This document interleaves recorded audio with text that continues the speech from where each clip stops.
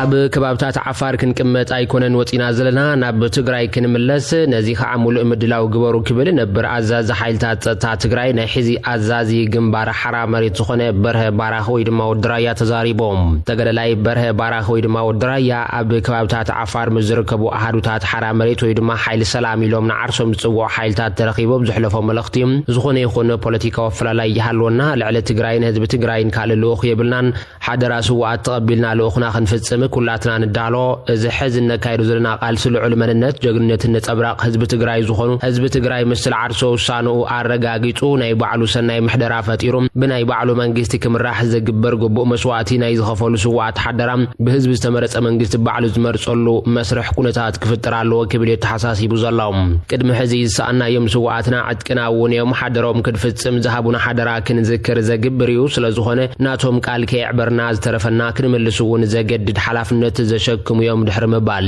እዚ ሕዚ ኩሉ ዝጸው ይኹን ውዕሎ ዝፈጸመ ዛረብ ዘሎ ውዕሊ ፕሪቶሪያ ቢሉ ህዝቢ ትግራይ ተነጻጻሪ ሰላም ንኽረክብ ብልዕሊ ኩሉ ዝግብኦም ዝፈጸሙ ስዋዕትና እዮም ነዚ ክንዛረብን ቀጻሊ ዝተረፈና ክንፍጽም ድማ ልዕሊ ኩሉ ንጥፋኣት ህዝቢ ትግራይ ዝመጹ ሓይሊ መኪቶም ነዚ ሕዚ ዘሎ ኣስላልፋት ዝፈጠሩ እቶም ስዋዕት እዮም ኣብ መቐለ ዘሎ ሓይሊ እውን አንጻር ረብሓ ህዝቢ ትግራይ ምስ ዝተሰለፉ ሓይልታት ተሰሊፉ ሸሪኹ ህዝቢ የርዕድ ኣሎ ፖለቲካዊ መራሕቲ ድማ ካብ ቤት ሕፈታቶም ተባሪሮም ኣሎም ስለዝኾነ እዚ ሕዝነ ካይዶ ዘለና ቃልሲ ጥራይ ዘይኮነ ሰዓወቶም ክንዝክር ልኡኽ ንወስደሉም እንዝክረሉና ብሕራን እንቀይረሉን ዝተረፈና ልኡኽቶም እንፍጽመሉን ክብል የተሓሳሲቡ ዘላው እቶም በቢ ከባቢው ዝተመዛበሉ ገዝ ገዲፎ ብጥሜት ፀሓይ ቁር ኩሉ ዓይነት ፈተናታት ዝፈጥሩ ኣብ ልዕሊኡ ዘንጸላልወሉ ህዝብና ናብ መረበቱ ንኽንምለስ ዘለና ልኡኽ ክንፍጽም ኣብ ሕልናና ሰፊሕ ሓደራ ዘስፈሩ ስለዝኾኑ ነዚ ልኡኽ ኣብ ሕልናና ጌርና ንካይዶ ዘለና ቃልሲዮም ዓድና ገዲፍና ዝመጻና ፈቲና ኣይኮነን ዓድና እውን ክንኣቹ ኢና ዓቕምኹም ክንደየናይ ከም ዝኾነ ዝረኣናሉ ኣጋጣሚ ነይሮም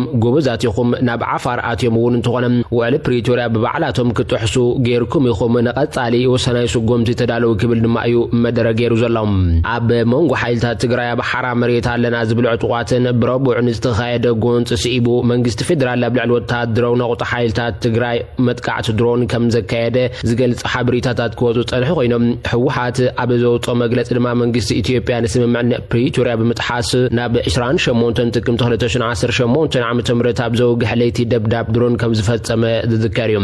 እዚ ደብዳብ ድሮን ንስምምዕ ሰላም ፕሪቶሪያ ሙሉእ ብሙሉእ ዝጥሕስን ነቲ ስምምዕ ናብ ዝኸፍአ ሓደጋ ዘእቱን ተግባሪኡ ንስቕታት ድራደርቲ ሃገራትን ኣህጉራዊ ትካላትን ስዒቦም ስምምዕነት ፕሪቶሪያ ከይፍጸምን ክሕንኩልን ጸንሐ መንግስቲ ኢትዮጵያ ነቲ ስምምዕ ብግልጽ ጥሒስወሎ ክብል ሕወሓት ክኸስስ እውን ተሰሚዑ እቲ መግለጺ ቀጺሉ ሕወሓት ህዝቢ ትግራይ ንመንግስቲ ኢትዮጵያ ንኹሎም ኣፈላልያት ብሰላማዊ ዘተክፍትሑ ካብዚ ናይ ጥፋኣት ተግባራት ቁጠብን ደጊሙ ጻውዒት የቕርብ ክብል ድማ ተሓሳሲቡ ነይሮም ሕወሓት እቲ ብመንግስቲ ፌደራል ተፈጺሙ ዝበሎ መጥቃዕቲ ድሮን ኣበይ ናይ ከባቢ ከም ዝኾነ እኳ እንተዝያነጸረ ኣብ ልዕሊ ኣባላት ሓይልታት ትግራይ ነበርትን ጉዳት ኣብጽሕ ብምባል ጥራይ ከሲሱ ነይሮም ሓደ ስሙ ክጥቀስ ዘየፍቀደ ኣዛዚ ሓይልታት ትግራይ እውን እንትኾነ ብዝሃቦ ቃል እቲ መጥቃዕቲ ሚልካ ብዝተባሃለ ከባቢ ዝርከብ ወተሃደሮ ማዓስከር ዕጡቓት ትግራይ ከም ዝተፈጸመ ይገሊጾም ብዛዕባ ተፈጺሙ ዝበሃል ዘሎ መጥቃዕቲ ድሮን ዝተሓተተ ሰራዊት ምክልኻል ኢትዮጵያ ድማ ዋላ ወነት ክስ ዘረጋግጽ ወይ ዝኽሕድ መልሲ እኳ እንተዝሃበም ንሕና ብዝመረጽናዮ ግዜ ክንገልጽ ኢና ክብል ተሰሚዖም ይኹን እምበር ድሒሮም ዝወፁ ጸብጻባት ከም ዘመላኽትዎም እቶም ኣብ መንጎ ሓይልታት ትግራይን ከምኡውን ኣብ ክልል ዓፋር ዓሪዶም ዘለዉ ሓይልታት ሰላም ትግራይ ተባሂሎም ዝጽውዑ ሓይልታት ብዝተኻየደ ጎንፂ እቶም ኣብቲ ከባቢ ዝተጠቐብሉ ተተኳሲ ብምእራይ ድማ ናብ ምርመራ ወሲዱ የጻርዩ ከም ዘሎን ኣብቲ ሓደሽቲ ዝኣተወ ጽዋር ወይ እውን ዝጥቀመሉ ዘሎ ጽዋር ንምርማር ምንቅስቓሳት የካይድ ከም ዘሎ ካብ ቀረባ እዋን ነዚ ዝወፁ ጸብጻባት የመላኽቶም ኣዛዝ ናይቶም ኣብ ሓራ መሬት ዘለዉ ዕጡቓት ዝኾነ ብርጋዴር ጀነራል ገብረ እግዚአብሔር በየነ ወይ ድማ ወደን ጥሩ ምስ ማዕኸን ዜና ቢቢሲ ዘካየዱ ቃለ መሕተት ካብቲ ኣብ ማሕበራዊ መራኸቢታት ተዘርግሐ ዝሓለፈ ሓበሬታ ከም ዘይብሉ ዝገለጸ ኮይኑ ኣብ ክልል ዓፋር ዋና መሓዳሪ ወረዳ መጋለ ዝኾነ ድማ ሓደ ሓይልታት ትግራይ ኣብ ወረዳ ቀበሌ ቶንሳ መጥቃዕቲ ብፍናው 15 ኪሎ ሜትር ጥሒሶም ብምእታው 6 ቁሸታት ከም ዝተቆጻጸሩ ይከሲሱ ነይሮም ወደን ጥሩ ሓይልታት ትግራይ ናብ ቶምሳ ኣትናን ዝብል መግለጺ እኳ እንትሃቡ ኣዛዝ ኣርሚ 33 ዝኾነ ጀነራል ወልደ ጊዮርጊስ ተኽላይ ኣብ ቶምሳ ምስ ህዝብ ዓፋር ብዛዕባቱ ጉዳይ ክመያት ከም ዝተራየን ቶም ሰዓቲና ኢሎም ባዕሎም ከም ዝገለጹን ወስኹ ሓቢሮም እቲ ጎንጽ ዘሰዓቦ ናይ ተጋሩ ክሳራ ምዃኑ ብምምልኻት ዜና ዓወት ክነግር ፈቃደኛ ከም ዘይኮነውን የመልኪቶም ንገዛ ርእሶም ኣብ ሓራ መሬት ከም ዘለዉ ዝገልጹ ሓይልታት ስለምንታይ ኣብ ክንደብ ትግራይ ኣብ ዓፋር ኮይኖም ይቃልሱ ከም ዘለዉ ንዝቐረበሉ ሕቶ ድማ ካብ መጀመርኡ ንሕና ኣብ ትግራይ ውግእ ንምክያድ ተልሚ የብልናን ምኽንያቱ ንሕና ዝወፃና ኣብ ትግራይ መንበረስ ኢዶምና ኣብ ትግራይ ተዛሪብና ክሰምዓና ዝኽእል ሰብ ሲኢና ምዝራብ ሓጢያት ኮይኑ ምስዳድን ቤት ማእሰርትን ኮይኑ ጨኒቑና ኢና ወፂና እምበር ንዋጎ ጸልዓ ወይ ሓይል ኣብ ትግራይ ስለ ዘሎ ይኮነን ዝብል ምላሽ ሂቡ ወሲኹ ድማ ኣብዚ እዋን እዚ ናብ ትግራይ ከም ዝኣተውን ብምጥቃስ ኣብ ዓፋር ጥራይ ዘይኮነስ ኣብ ትግራይ እውን ክንቃለሲና ቃልስና እውን ጀሚርና ያለና ክብል ድሕሪ ምግላጽ ጊዜያዊ መንግስቲ ትግራይ ድማ ብዘውፅኦ መግለጺ እዚ ብስም ሓራ መሬት ኣብ ዓፋር ዝርከብ ሓይሊ ኣብ ዝሓለፈ ዓመት ብተደጋጋሚ ትንኳይ ክፍጽም ከም ዝጸንሐ ከሲሱ ነይሮም ተጋሩ ሰበስልጣናት ንስልጣኖም ክብሉ ወኪል ፈጸምቲ ኩናት ኢትዮ ኤርትራ ኮይኖም የገልግሉለው ክትብል ሰብሃል መለስ ተዛሪባላ ሰምሃል መለስ ነቐፌታ በፌደራላዊ መንግስቲ ጥራይ ከሓጽረት ንኤሊት ትግራይ እውን በሓያል ክትነቕፎም ተሰሚዓላ ኣዳላዊት ፖድካስት አዲስ ስታንዳርድ ሲግናል ምዝኾነት ጋዜጠኛ ጸዳለ ለማ ብዝገብረቱ ቃለ ምሕተት እቲ ኩናት ዘይተረብ ብምባል ኣብ ስትራቴጂካዊ ማእኸላይነት ታሪክ ጂኦግራፊን ወተሃደራዊ ስነ ምግባርን ትግራይ ዘተኮረ መድረታት ጀነራል ጻድቃን ገብረትንሳኤ ሕቶ ብምልዓል ሰምሃል ኣቀዲማ ክዳን በጊዕ ዝለበሰት ተኹላ ኢላ ዝገለጸቶ ከተነጸረት ሓቲታ ሰምሃል ከም መልስ ናይቲ ጽሑፍ ጀነራል ጻድቃን ጸዋዕ ሰላም መሲሉ ክትብል በመግላጽ በሓደ ወገን ሰላም ይጽዋዕ ኣሎ በተኻል ወገን ድማ ኩናት ዘይተርፍ ይብል ትብል እቲ ጀነራል ሞራል ወተሃደራዊ ሓይሊ ከም ሓይሊ ትግራይ ዘቕረቦ ስእሊ ምድንጋር ዝፈጥር ምዃኑ ዝገለጸት ሰምሃል ኣብ ካልእ መድረኽ ድማ ብተመሳሳሊ እቲ ጀነራል ካብ ስልጣን ክእለ ዝደረኾ ወተሃደራዊ ሓይሊ ብምባል ድማ ነቲ ተጋራጫውነት ያርያ ዘላ ከመገላልጻ ሰምሃል ብኤሊት ትግራይ ዘልዕሉ ወሕቶ ማእኸላይነት ናይ ሓሶት ተራኻይ ክትብል እንከላ እቲ ቁኑዕ ንባብ ኤሊታትና ኣዝዮም ስሱዓትን ብቕዓት ዘይብሎምን ስለ ዝኾኑ ሕጂ ንነብሶም ከም ወከልቲ ዓበይቲ ሓይልታት ኢትዮጵያን ኤርትራን ኮይኖም ከቕርቡ ይፍትኑለው ክትብል ከሲሳ እቲ ኩናት ደው ንምባል ዝድለ ዘሎ ፖለቲካዊ ድሌት ኤሊታት ጥራይ ክትብል ክትገልጽ እንከላ ኣብ ቃለ ምሕተት ኣዳላዊት መደብ ፖድካስት ዝኾነት ጸዳለ ለማ ንሰምሃል መለስ ርእይቱ ኣብ ምቕጻል ኣብ ማእኸል ወይ ድማ አዲስ ኣበባ ዘሎ መንግስቲ ካብ ቅድሚ ሕጂ ንላዕሊ ኣብ መንጎ ውድብ መንግስትን ወተሃደራዊ ማሕበርን ዘሎ ፍልልይ ሓዋዊሽ ወሎ ክትብል ገሊጻ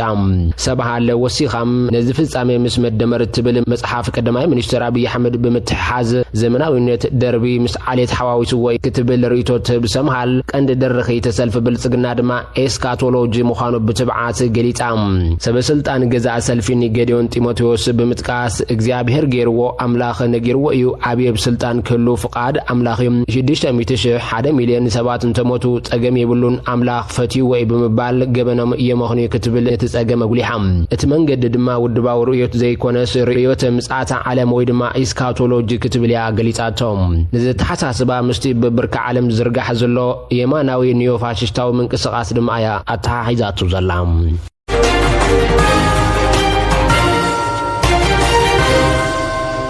حبريتان يقتلالو زخبركم تملكتنا ابزوبا سمين ولو وردا لاستان كبابيان زلو كنتات تاب زملكت بحيلتات مكلخال ኢትዮጵያን ዕጡቋት ጉጅለ ፋኖን ተግራጫው ዝበሃሉ መግለጽታት ይወሃብሎም ሓይልታት መክልኻል ለብልዕል ትዕጦ ጉጅለ ልዕልና ረኺብና ክብሉን ከለው ሓይልታት ፋኖ ድማ በአንጻሩ ምስ ህዝብ ንሰርሓለና ክብሉ መግለጽ ወጥየመሎም ሓይልታት መክልኻል ኢትዮጵያ ኣብዘውጥዎ መግለጺ ጉጅለ ፋኖ ተደምሲሱ ክብሉን ከለው ሰራዊት መክልኻል ፌደራል ኣብዞባ ሰሜን ወሎ ኣብ ወረዳ ላስታት ሓቢዩን ዝነበረ ዝበሎ ጉጅለ ፋኖ ከጥፎ ከም ዝኻለ ይፍሉጡ ዘሎም ምክትል አዛዝ ናይ ተኽፍለ ሰራዊት ሜጀር ጀነራል ዓብዲ መሐመድ ትጉጅለ ንዋታውን ሰባውን ክሰራታት ከም ዘጋጠመን በመግላጽ እቲ ሜጀር ጀነራል ወስኹ እቶም ዕጡቋት ሓንቲ መኪና ሞተር ሳይክልን ከምውን ዝተፈራለዩ ወታደራዊ ናውትን ሕክምናን ዘሚቶም ተጠቂሞም ነይሮም ክብል ይዝሕበር ነዚ ሓበሬታ ዘረጋገጹ ዋና አዛዝ ምዕራባዊ ትእዛዝ ሜጀር ጀነራል አማረ ባህታ ሰራዊት ኣብ ልዕሊ አማራጽ ሰላም ምቕባል ዘዓበዩ ዝበሎም ጉጅለታት ሸኔን ፋኖን ስጉምቲ ይወስድ ከም ዘሎ ድማ ይገልጾም